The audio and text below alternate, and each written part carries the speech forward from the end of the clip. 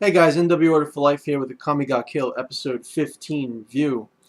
Uh, Episode is really good. Basically, Night Raid starts its attack, and it's planning on wiping out the Jaegers. But to get to the very beginning, we see Chelsea perform a successful assassination, killing this corrupt high figure in the capital, just chilling out on his chair, looking out the window, and contemplating on how he enjoys the suffering of the people and how they're pigs to be slaughtered, and how he's just sipping on the wine and tastes so delicious because it's from their taxes. So she slaughters. She jabs the bastard right in the neck. She changes into his maid or whatever, blonde hair and everything, and she sneaks up behind him and she jabs him in the neck, and then Wave and I believe it's Kurome run in and see that the guy is dead and they can't find anybody, and they were there to warn him. They were too late, and we find out that Chelsea changed into a cat and hid among a bunch of other kittens that were there in the basket that was next to this guy's chair. And Night Raid has a plan. Well, actually, before that, we see Seiryu. Seiryu is like with Wave, and they caught bandits, and she's just with the bandits by herself, and I guess Wave was going to her, or went over the other direction, or whatever. Anyway, so she's passing judgment on these bandits. They said, we're not with Night Raid. We just stole something. And she's like, you committed, a sin. You stole from the Empire, and you deserve death. And she shows no mercy. She's sadistic, psychopath, slaughters them, has Kuro eat almost all of them, and then has Kuro change her arm into probably a piercing type of object or whatever. And she just skewers the poor remaining girl that was there. And Wave puts his hand on his shoulder like, you can't kill like that. And then she just looks at him with this smile or whatever, and says I didn't want to bother Captain Ez's death. They were slaughtered in the name of the army, because they did bad things and they were evil people. Evil was slaughtered. And Wave is just like, wow, this girl is really effed in the head.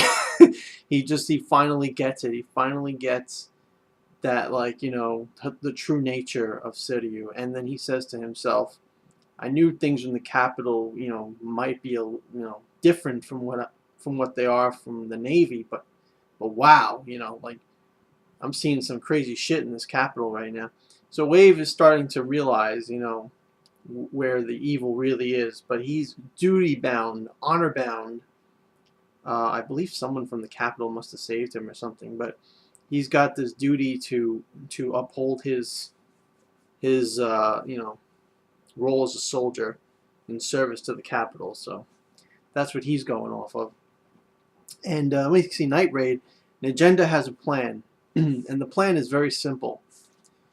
What Night Raid is going to do is there's this religious group that's very popular in the capital, and they have a lot of influence.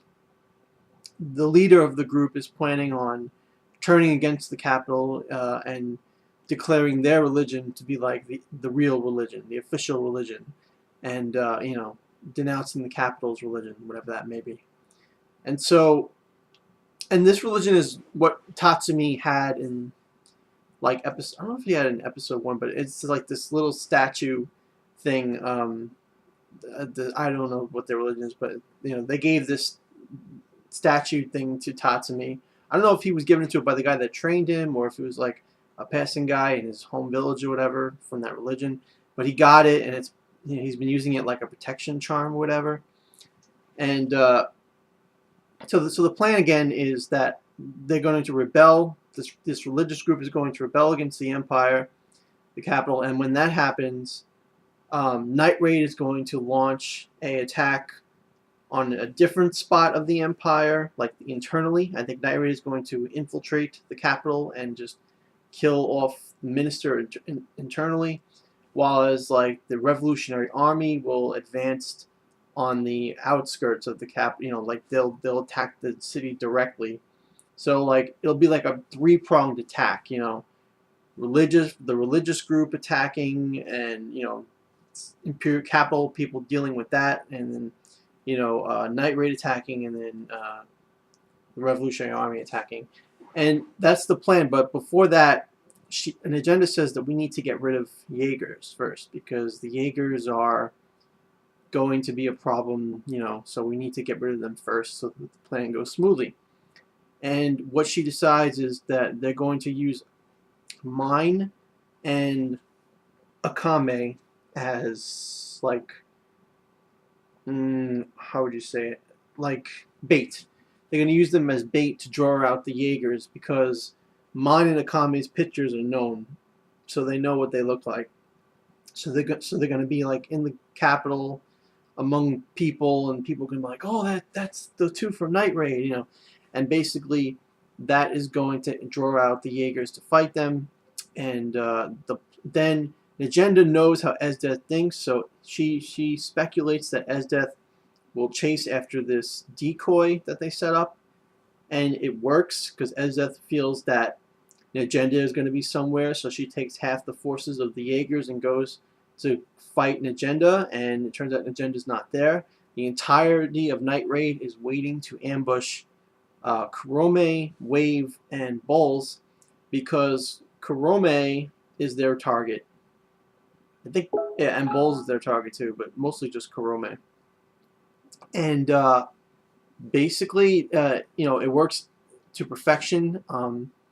The Agenda gets like this message from servants that are outside of the capital. Like they see the Jaegers ride out, so they send like a hawk or some type of bird to warn an Agenda that the plan is working, and they all strike. And Susanoo, first the strike is by mine. She uses pumpkin to shoot, and Kurome senses it and dodges it. Then Susanoo, who was apparently transformed into like this scarecrow type of thing, transforms back into his form, and then because the scarecrow thing was made like Wave and Kurome stop to like see what it is. Then he transforms back into Susanoo and attacks, and Wave blocks it with his sword, but because the blow was so strong and Wave didn't have his Tegu equipped, Wave is sent flying across the sky, and basically now it's like the entirety of Night Raid versus Kurome and Bols. And Kurome is using her Tegu, which has the ability to bring out the dead, bring up the dead of whoever she killed with it. And we see a lot of dead bodies rising. We also see this huge danger beast that she's slain, only bones, and she's riding on it and she's controlling it. And that's pretty much it. So Kurome is going to pretty much verse her sister Akame, and got all these Night Raid members trying to kill them, Kurome and her puppets and Bols, and it's pretty much going to be focused on her puppets, because she's got so many of them that most of the Night Raid members are going to be, have their time taken up just fighting her puppets. So the episode was really good. A lot of action. A really nice planning on Agenda's part. She knows Esdeath well. I'm not sure if it's been revealed in the anime how she knows Esdeath well, so I won't spoil it.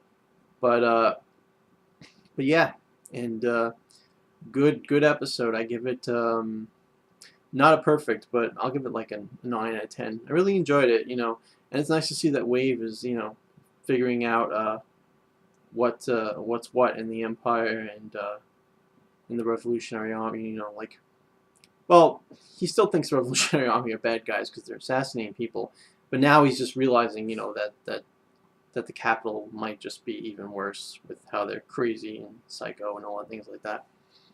And Kurome, is just really cool character. It's going to be fun seeing her fight and using her powers, and get ready for the fight next week, guys. So let me know what you guys think of the episode in the comments below. Give me a thumbs up if you like, and please subscribe for more videos in the future. Thanks. Have a great day.